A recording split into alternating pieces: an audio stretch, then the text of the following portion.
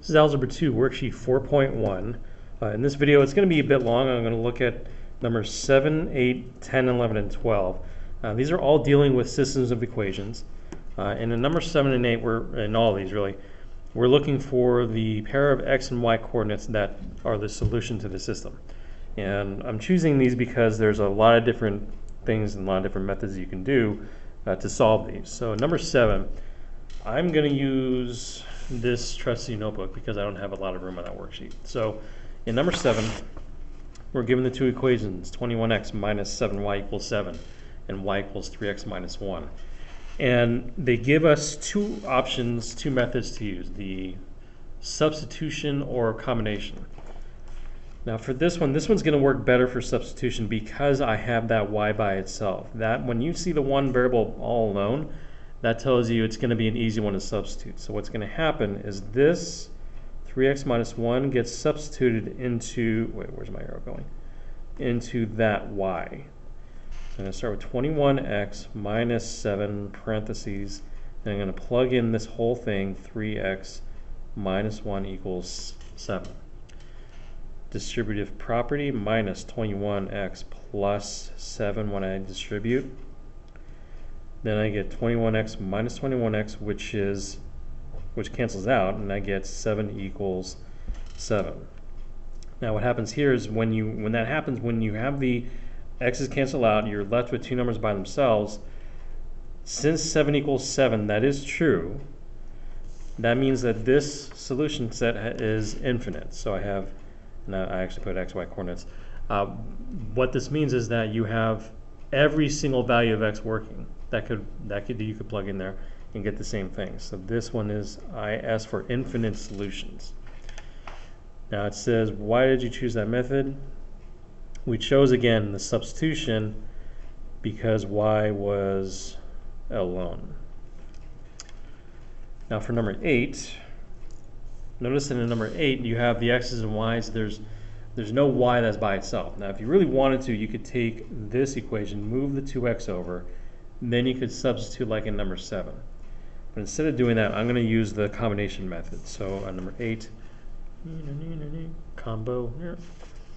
I'm going to do that because it's easy to make either the x's or the y's cancel. If you look at the y's, this is a positive 1 here, and whenever there's a positive 1, you kind of want to focus on that because that's the easiest one to make cancel.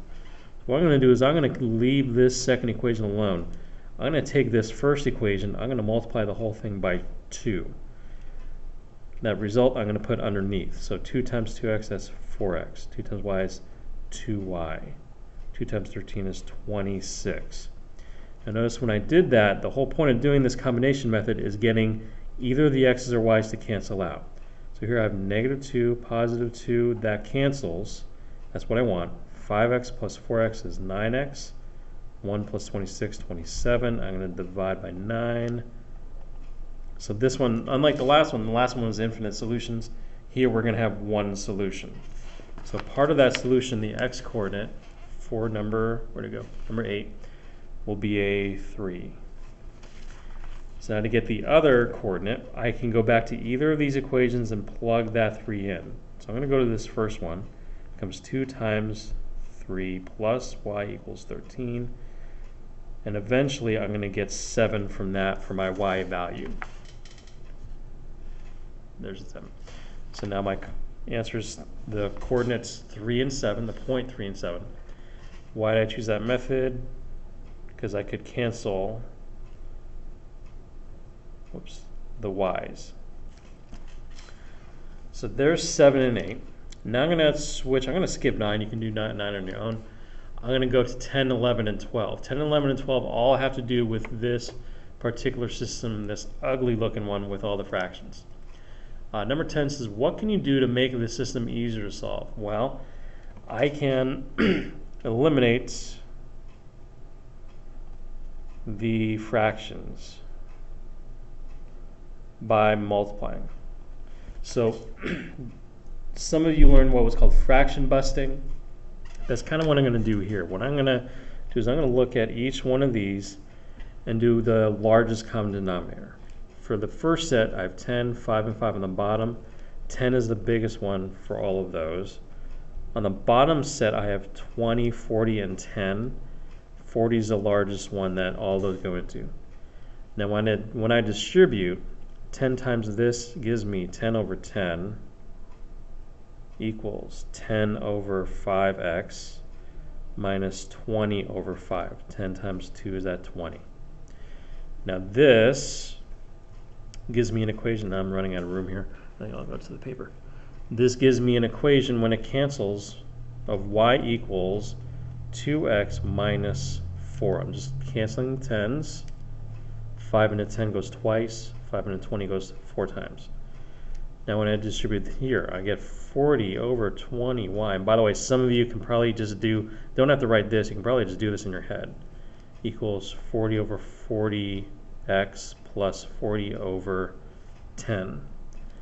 This divides to give me 2y equals, those cancel to give me x. This divides to give me 4. Now, I've got my simplified set of equations. So now I'm going to choose either substitution or combination. Now, the way it's set up, I could do substitution. I could take this and plug it into the y there. I could actually do combination too. I could take this bottom equation, multiply and make the x's cancel. I'm always partial to combination, so that's what I'm going to do here. So I'm going to take this bottom set, I'm going to multiply by negative 2. So that gives me negative 4y equals negative 2x minus 8. Then that first equation will come down. Y equals 2x minus 4. Now the negative 2x and 2x cancel, so when I combine, I get negative 3y equals negative 12, which means when I divide, my y value is positive 4. So up here for the solution, my y coordinate is positive 4. And now I can go to any equation, plug that 4 in, and get my x coordinate. Now I'm going to go with the one without the fractions. I'm going to go with one of these two. So my y is 4, I'm going to put it in and say that one. 4 equals 2x minus 4, which means 8 equals 2x. Divide, and I get x equals 4. So my coordinate pair for the solution is 4 and 4. Number 12 says, in the space I write, show how to check your solution algebraically. I can choose any of the equations that I've been working with here. I can choose the ones with the fractions. I can choose these before I cancel. I can choose these that are simplified.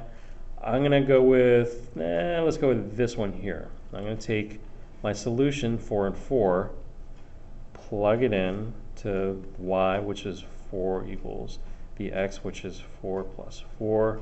2 times 4 is 8. 4 plus 4 is 8. And since that worked out nicely, the 8 equals 8, that worked out to be the same. Check, there's my algebraic check, which means I know that it works and I have the correct solution.